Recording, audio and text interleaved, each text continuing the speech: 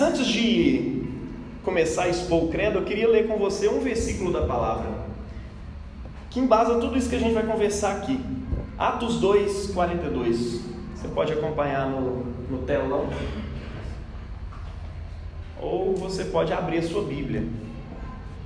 Atos capítulo 2, versículo 42.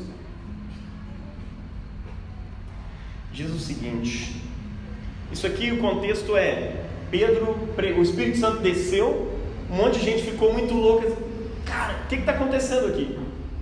Pedro anuncia: olha, isso que está acontecendo é a promessa do Espírito, foi prometido lá em Joel, vai falando o contexto profético daquela descida, e o pessoal fica assim: o que a gente faz agora? Ele fala: pô, se arrependa, cada um de vocês seja batizado em nome de Jesus, para arrependimento, para perdão dos pecados de vocês. E aí aquele povo se converte, 3.000 pessoas no mesmo dia, virou uma mega church. No primeiro dia de pregação de Pedro, sem microfone, sem verbo em carne tocando, só aquela... Caraca, todo mundo converteu ali, né? Foi massa demais.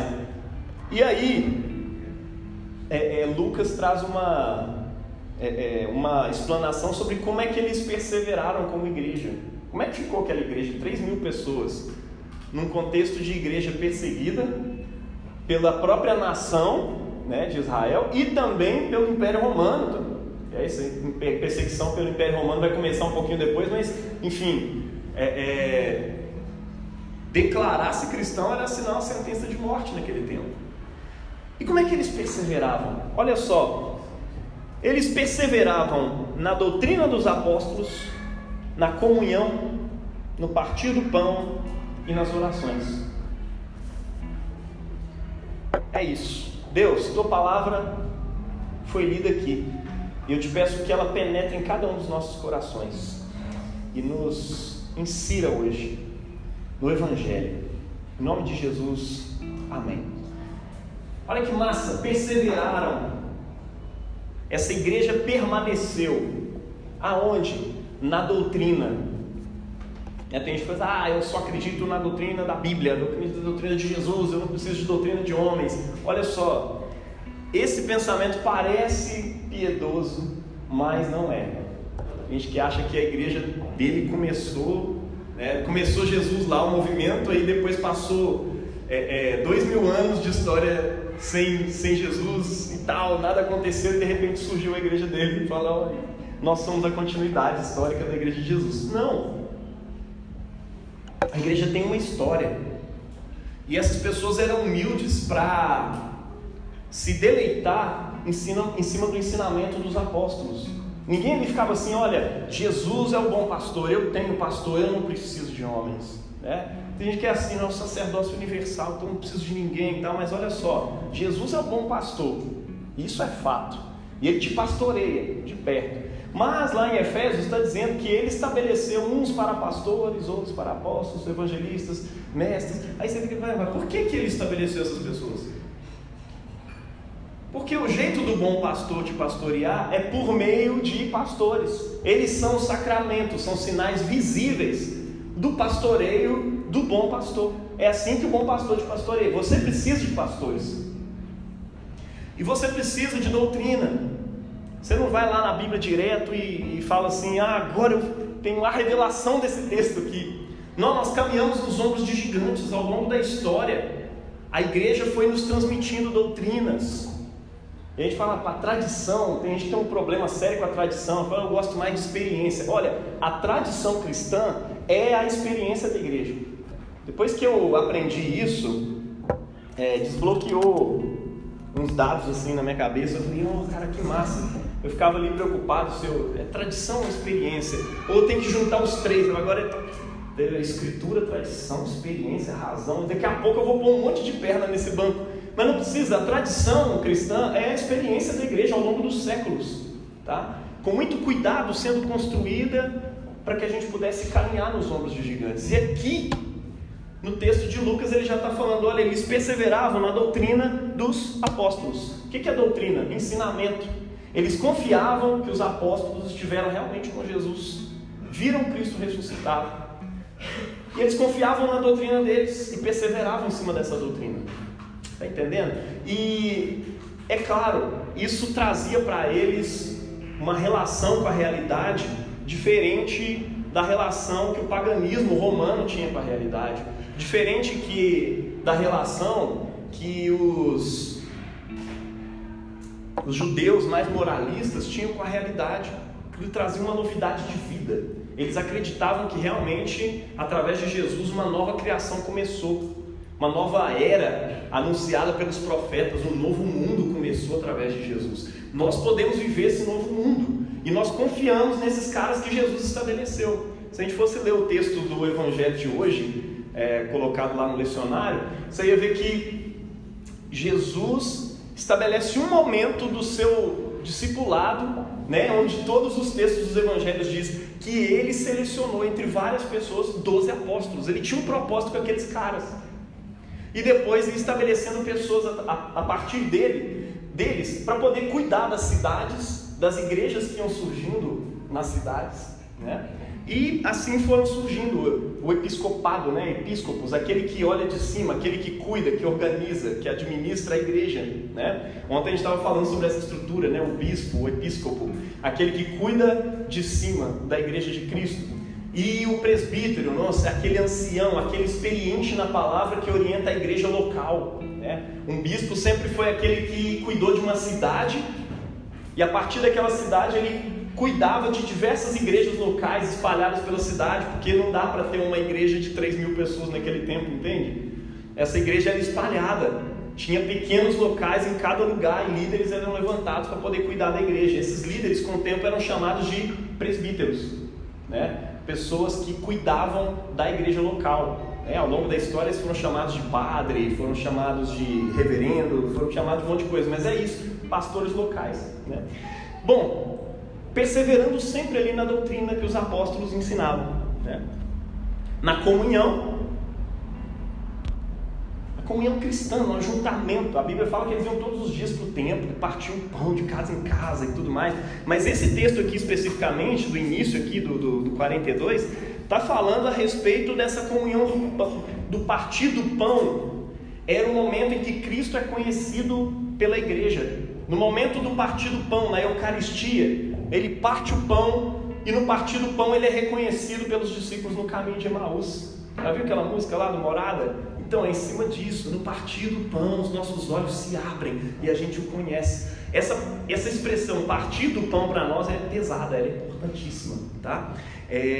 Ou seja, eles estavam sempre se reunindo, fazendo a Eucaristia, esse momento do partir do pão e orações. Quando um dos primeiros pais da igreja foi inquirido lá pelo Império Romano para eles saberem o que acontece nos cultos da igreja, ele relata o que a igreja fazia. Basicamente era uma oração que tinha um momento da exposição da palavra e tinha um momento da ceia, e ele vai descrevendo até momentos bem detalhados, assim, olha, tem um momento do abraço da paz antes da ceia, que todo mundo é convidado a se abraçar e ministrar a paz de Cristo, e aí depois o sacerdote consagra os elementos, invoca o poder do Espírito Santo sobre os elementos da ceia e é distribuído e aquele pessoal come. E surgiam vários mitos naquele tempo, né, que os cristãos eram uma seita canibal, que eles comiam o corpo de Cristo lá de uma pessoa e tal. É muito louco isso. Mas essa é a nossa fé ao longo dos séculos e ela é transmitida para nós não é através de princípios racionais, princípios filosóficos, uma lista de coisas que todo mundo tem que acreditar e ponto final. Não, ela é uma experiência, ela é uma entrada em Deus, tá? Por isso que diante de uma coisa tão grande, o credo apostólico ele é um resuminho da nossa fé, um resuminho batismal. As pessoas costumavam dizer o credo apostólico antes do seu batismo, confessando ali diante do público a sua fé, né? E é sobre ele que a gente se detém hoje.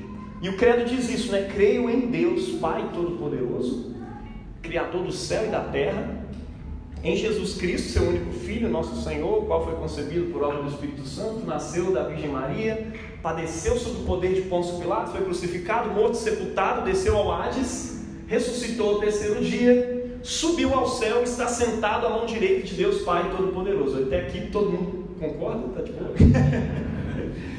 Eu creio no Espírito Santo. né, na Santa Igreja, que é católica. Ela não é uma igreja local simplesmente, ela não é presbiteriana, ela não é batista, ela não é anglicana, ela é católica, ela é do mundo todo, né? A comunhão dos santos, ela é a comunhão dos santos espalhada pelo mundo, né? É a remissão dos pecados, a ressurreição do corpo na vida eterna. Amém.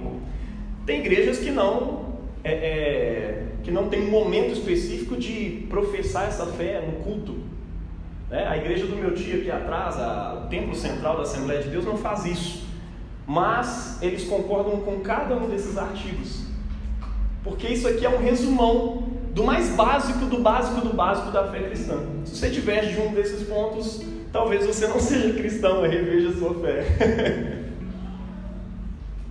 Então isso aqui resumiu historicamente a fé da igreja, né? E ao longo dos tempos teve toda uma tradição dizendo isso. Aqui no Brasil a gente não tem muito esse costume, porque a gente foi perseguido pela igreja católica quando o protestantismo chegou aqui no século XIX, e a gente era proibido de fazer um culto parecido com o culto católico, era proibido, os pastores não podiam usar vestes, as igrejas não podiam se parecer com igreja. Então aí foi criando aquela cultura das igrejas quadradas, sem muita arte e tudo mais. E aí a gente entendeu aquilo como a nossa cultura, e a gente foi fono, chegando onde estamos hoje. Mas nós temos essa abertura, essa liberdade em Cristo antes de todas as coisas, né?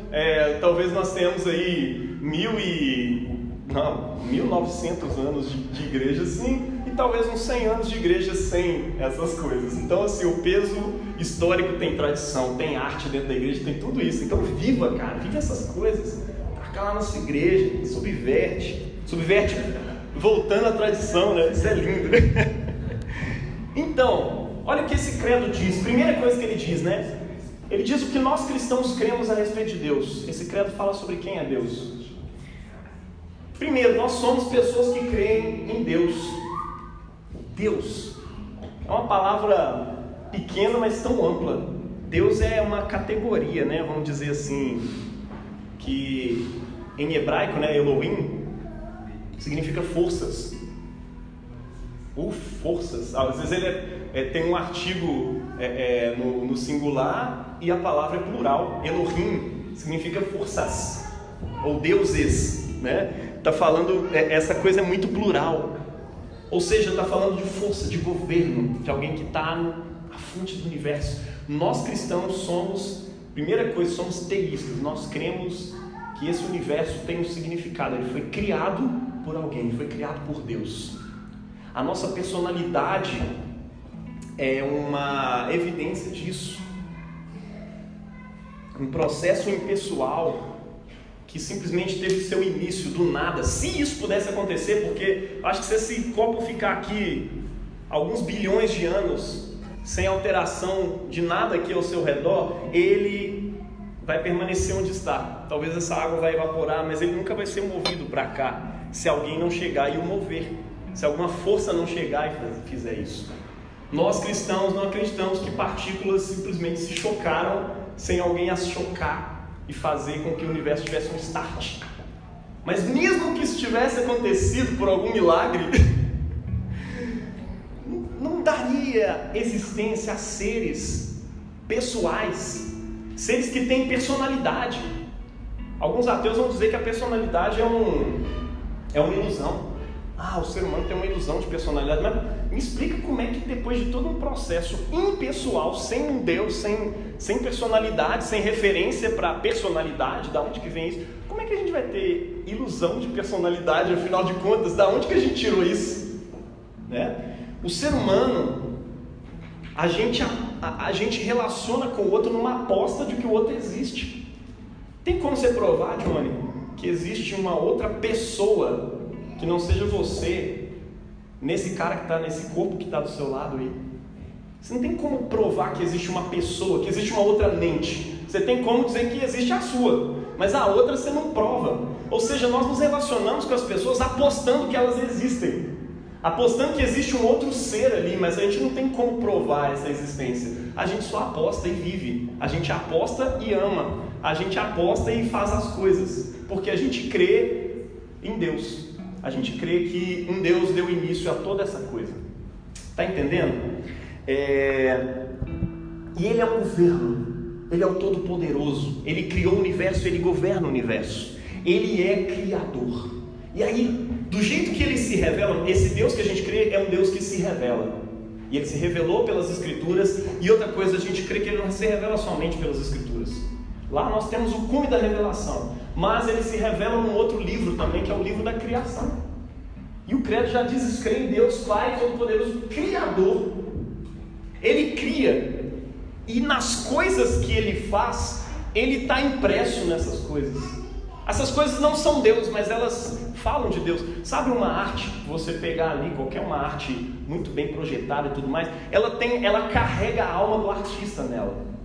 Tem algo do artista naquela arte.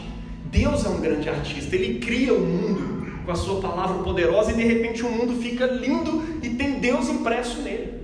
Os salmistas vão falar de modo poético que Deus se veste do universo.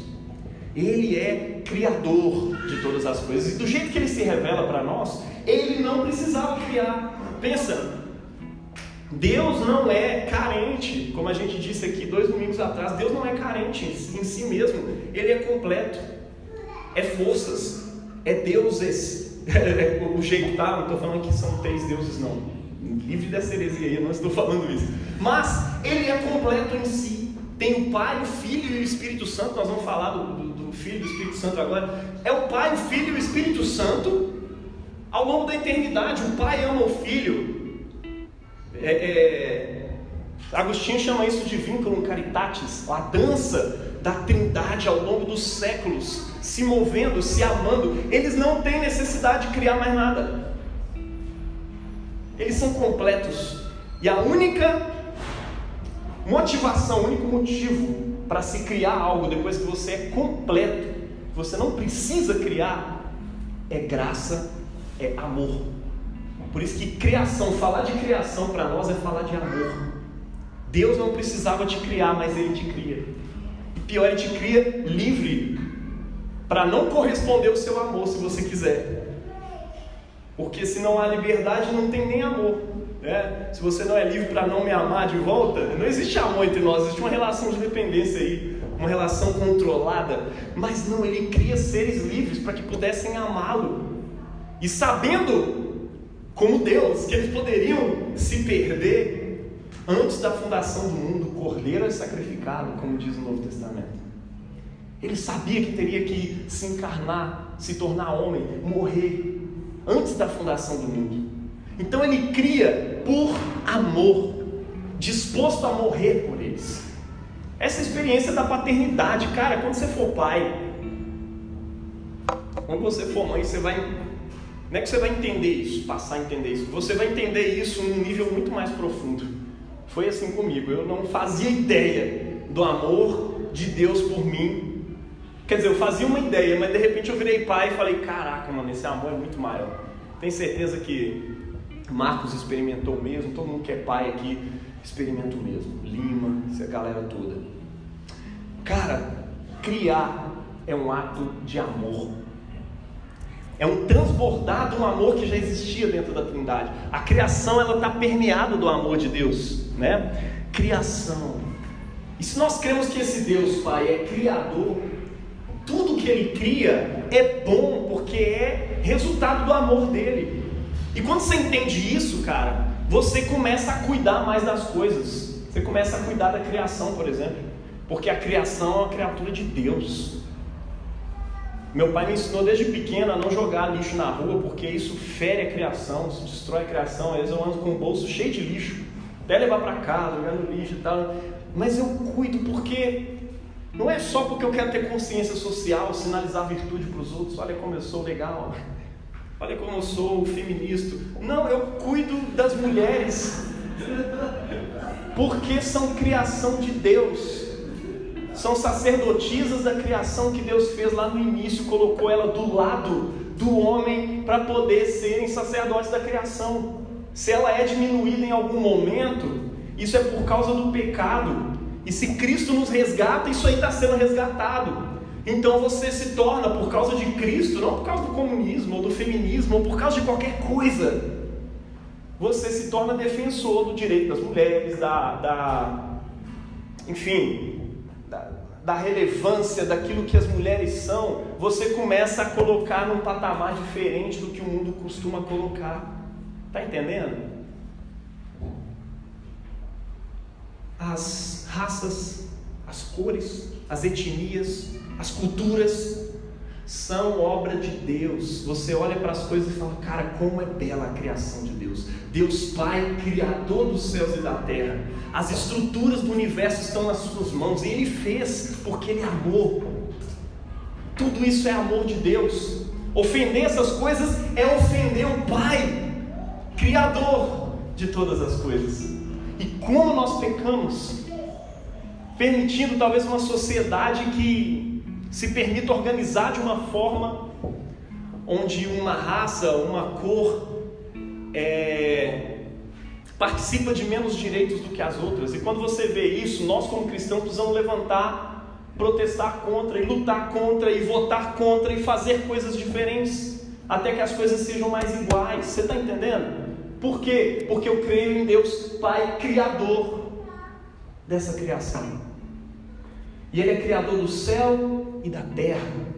Toda a estrutura do universo expressa a sua beleza.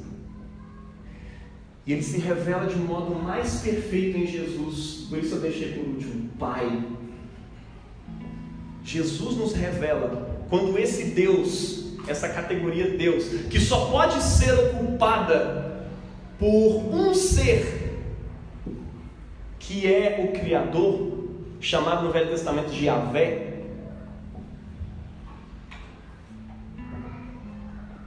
Essa categoria, esse Deus se revela a nós como um Pai, Criador, e através do Filho que nós conhecemos, alguém chamado Pai.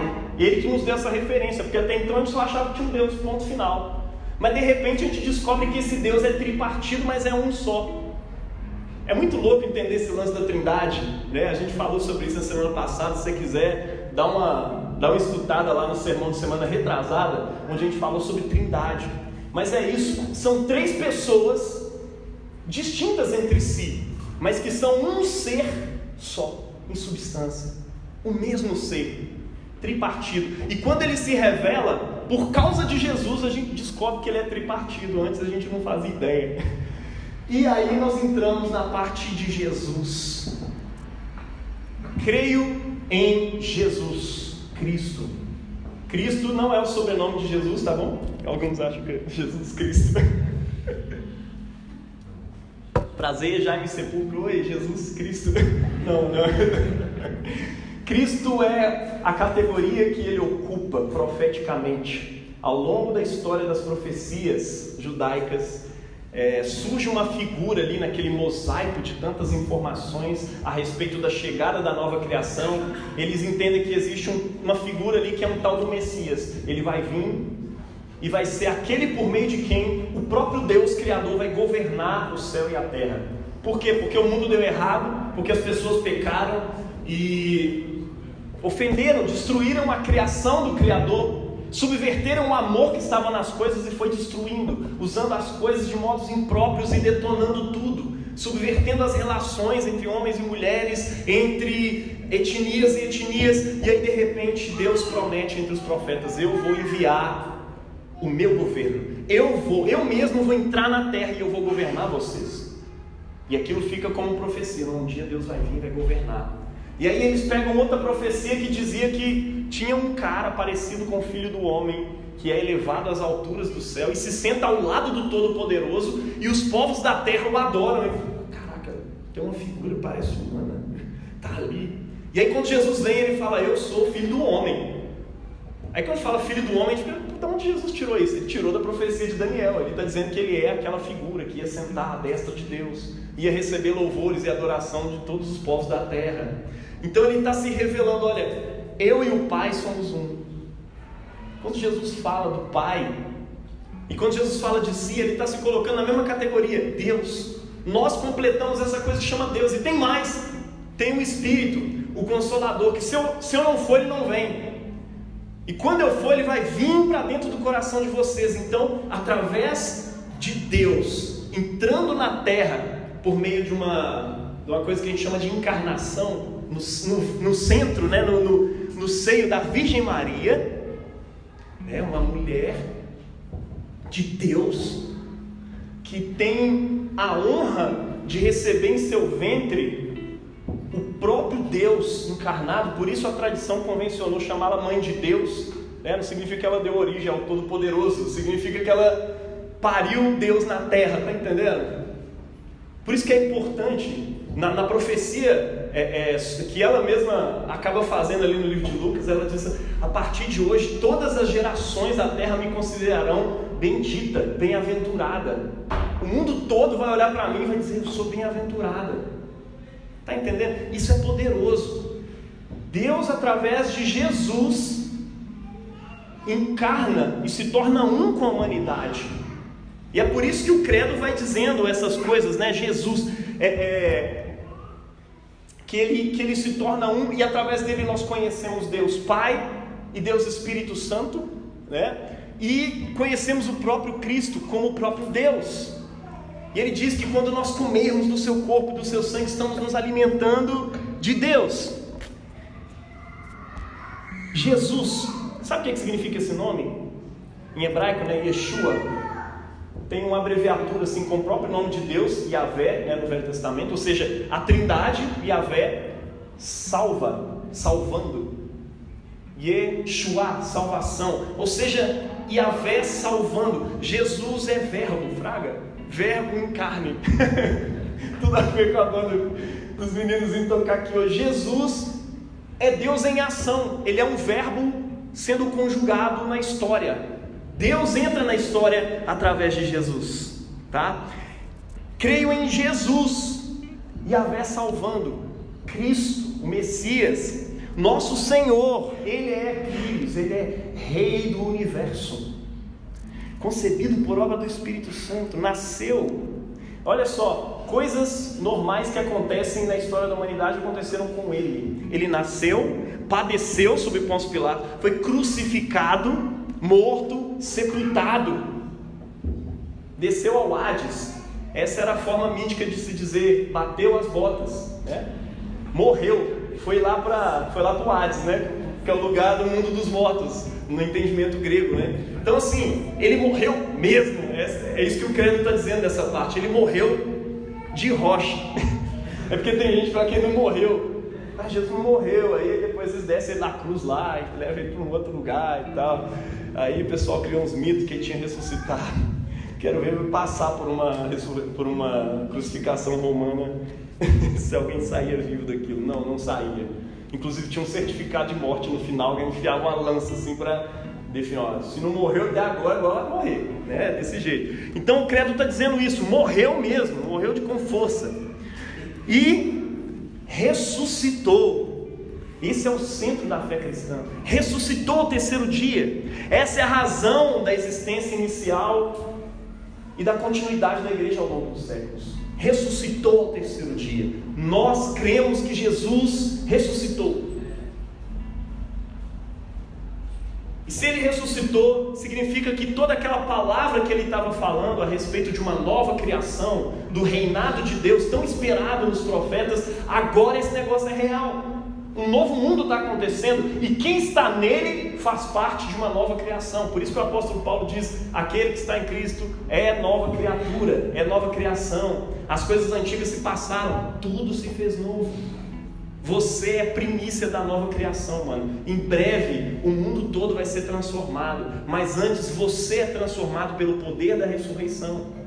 Você é um mini-cosmos do mundo ressuscitado, da nova criação, dentro da sua casa, dentro do seu trabalho, aonde você vai. Por quê? Porque Cristo ressuscitou. Nós dissemos aqui semana retrasada, né, que se a ressurreição fosse uma mentira contada ali, fizeram um complô entre 12, aí de repente o primeiro apareceu morto, aí todo mundo, vamos manter mesmo esse rolê? Vamos só mais uma vez, e de repente o outro morre, o outro mais, vamos entregar esse negócio. Ninguém ia morrer por causa de uma mentira, mano. Você só morre porque você realmente viu e acreditou. E a única razão para a existência da igreja ao longo dos séculos é a ressurreição de Jesus. onde a fé cristã está pautada. Se não há ressurreição, nós somos uma camada de otário, como diz o apóstolo Paulo lá, né? Se Jesus não ressuscitou, vocês são os mais miseráveis dos homens. O que adianta esse tipo de vida que vocês levam, velho? Se Jesus não ressuscitou, se não vai ter uma nova criação, uma nova vida, que bobeira que vocês estão fazendo aí, abrindo mão de pecado, enfim. Não, cara, olha só, Jesus ressuscitou, faz sentido amar as pessoas. Não é como se não houvesse amanhã. A gente ama exatamente porque tem um amanhã. Amém? Subiu ao céu. Cara, tem um ser humano habitando o céu, habitando a Trindade nesse momento. Como disse o Mateus aqui, uma quarta pessoa na Trindade aí. Tem um ser humano lá dentro, que é Jesus. E quando você está nele, você está lá dentro também. Você é acolhido para dentro dessa família da Trindade, sentado à destra de Deus, ou seja, desse governo que governa o mundo, que criou todas as coisas. Ele está lá dentro, representando toda a humanidade. Se você está com ele, você está sentado nos lugares celestiais em Cristo Jesus. A gente estava conversando isso no GR ali na rua essa semana, né? Isso é muito massa. Subiu ao céu, está sentado à direita de Deus, no governo do mundo, e há de vir a julgar. E quando a gente pensa no julgamento, a gente não tem medo, pelo contrário.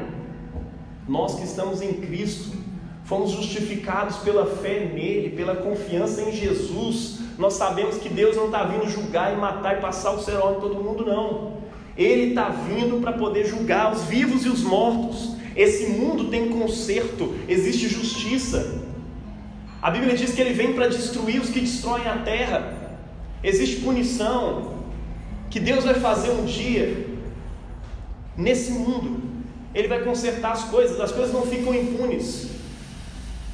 Tem gente que está destruindo a criação de amor de Deus e está achando que vai ficar tudo bem. Não vai. As injustiças que você vê no mundo, elas vão ser sanadas, porque há de vir o juiz para julgar os vivos e os mortos.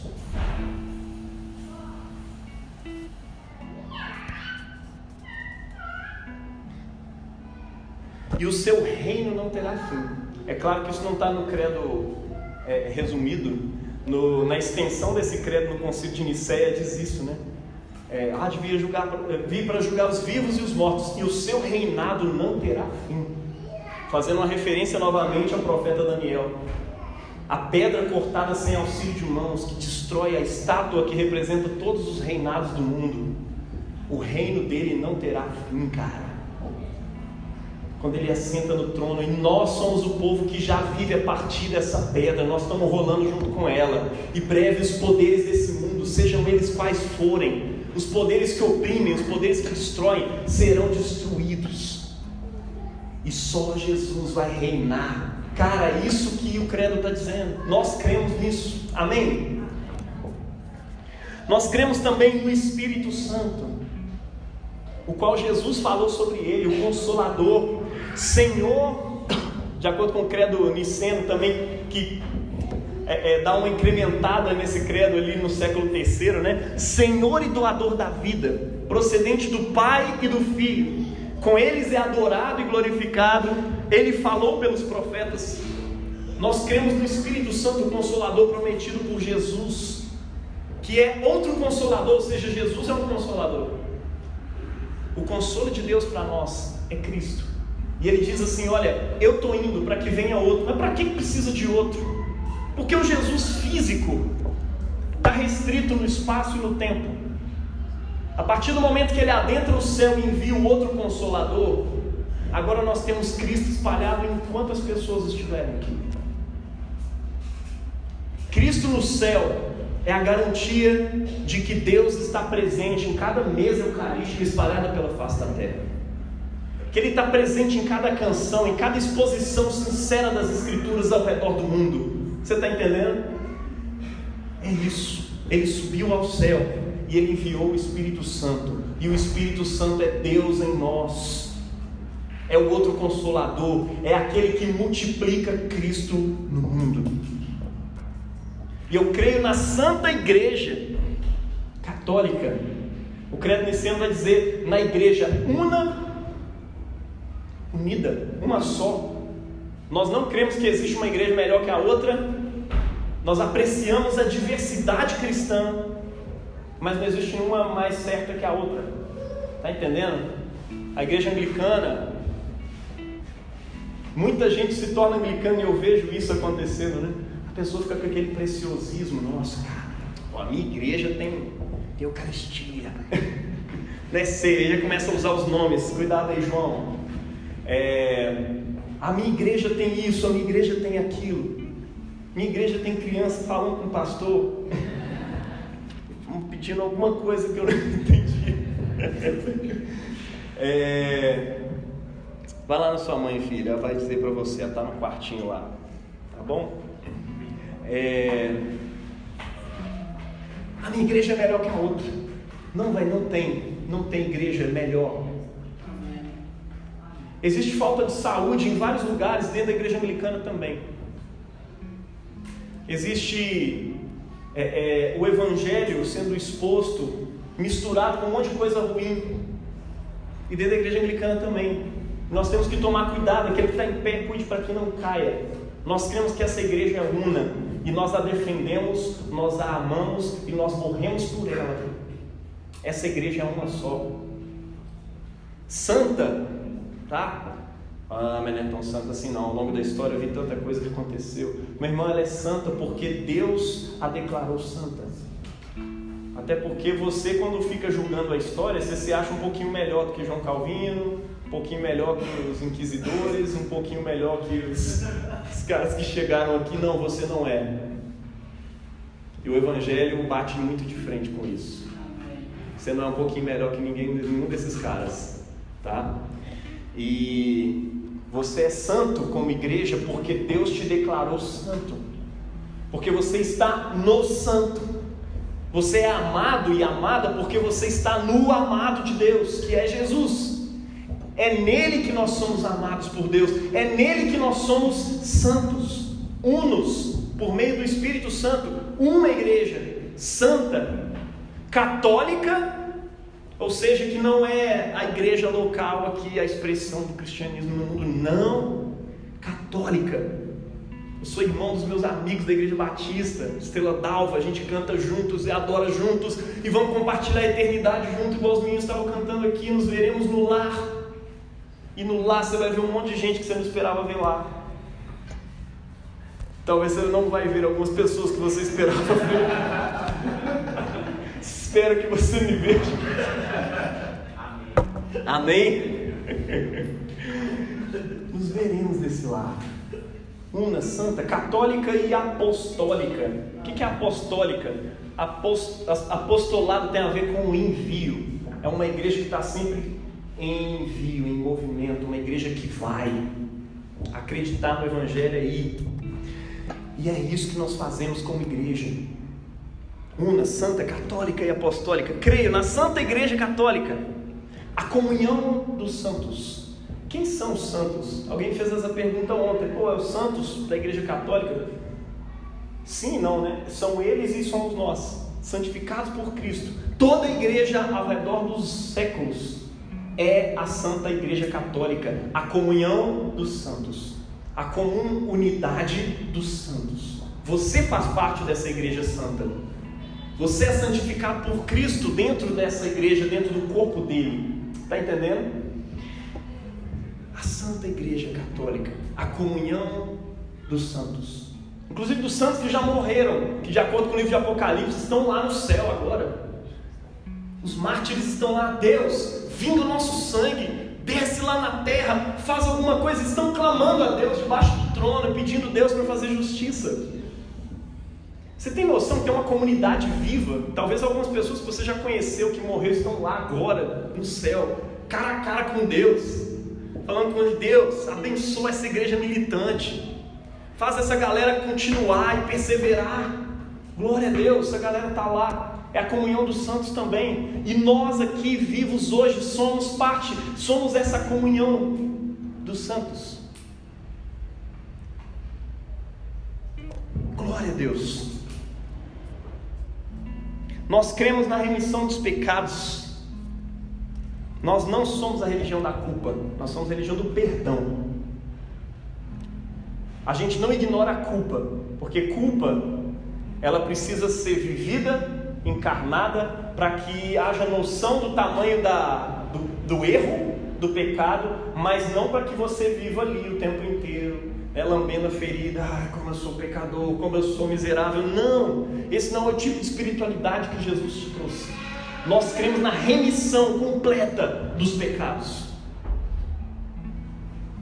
Jesus arranca essa culpa, porque Ele morre no seu lugar. O sacrifício dele é poderoso para destruir o poder do pecado sobre as nossas vidas, e toda a culpa é apagada. Você que gosta de dizer quanto o ser humano é miserável, quanto você é miserável e tudo mais, precisa também, para a sua saúde espiritual, para a sua saúde mental, entender o quanto você foi amado por Deus e o quanto você foi perdoado por Deus. Quando você entende o tamanho da ofensa, você entende também o tamanho da graça que Jesus usou para te salvar, o tamanho do sacrifício que foi feito para poder perdoar os seus pecados, para poder te comprar diante de Deus. Amém? Nós cremos na ressurreição do corpo. Antes disso, eu queria dizer uma coisa sobre o perdão. Nós cremos no perdão dos pecados. A gente fica assim: Jesus me perdoou, que bênção. Mas quando você é uma pessoa perdoada, as pessoas também podem contar com o seu perdão. Fraga. Nós somos a comunidade da reconciliação. Deus nos perdoou para reconciliar consigo. Deus estava em Cristo reconciliando consigo o mundo e nos deu o ministério chamado de reconciliar as pessoas com Ele.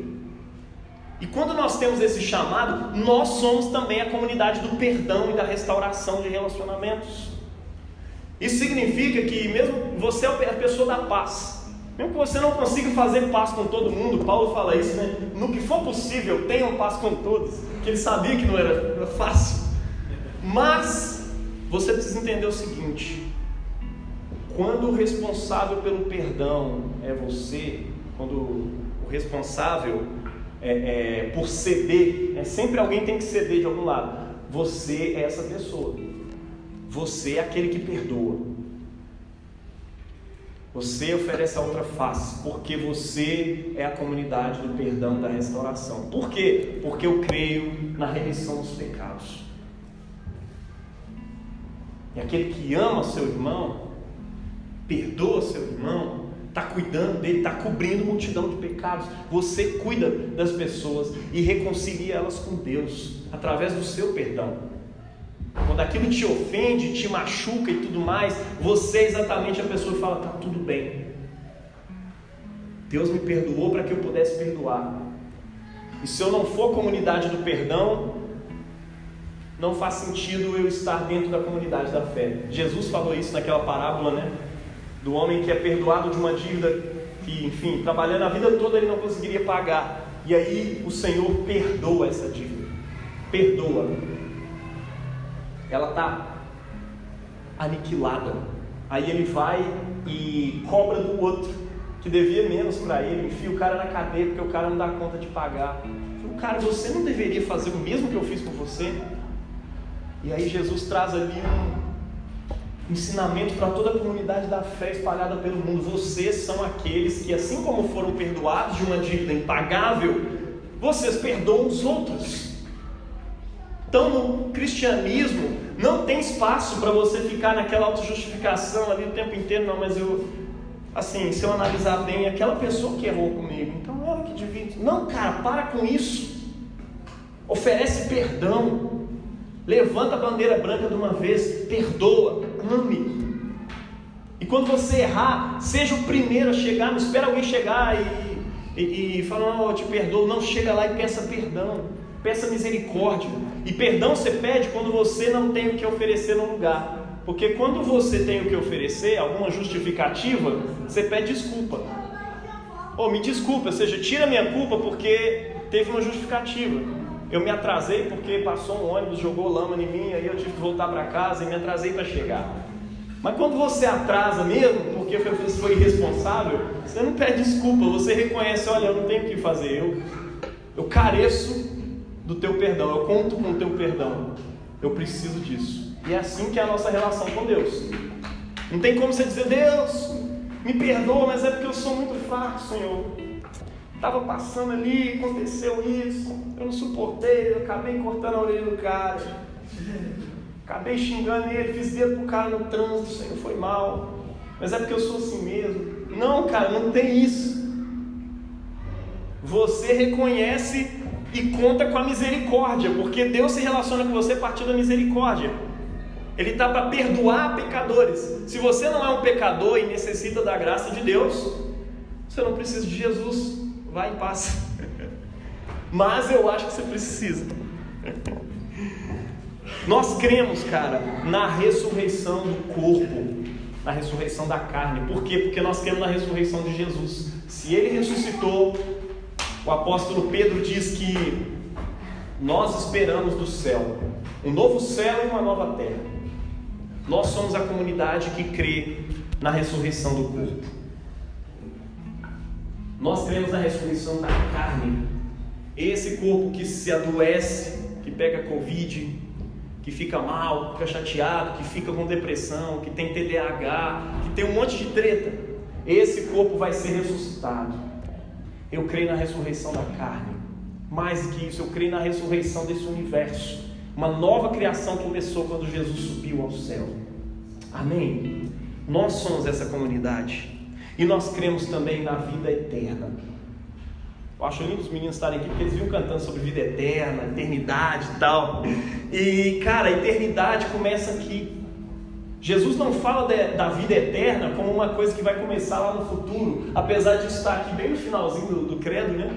Creio na vida eterna, amém. Ou seja, eternidade é uma coisa que vai acontecer no futuro. Não. Jesus fala assim, Deus, guarda esses caras aí e tal, na verdade, aqueles que o Senhor me deu, eu quero dar a vida eterna para eles, e a vida eterna é essa. Aí ele define a vida eterna. Como é que Jesus define a vida eterna? Que te conheçam, a ti, o único Deus verdadeiro. Olha só, nós estamos falando sobre isso hoje. E a Jesus, o Messias, a quem enviaste. O que é a vida eterna? Vida eterna é conhecer a Deus. Eu conheço as coisas como?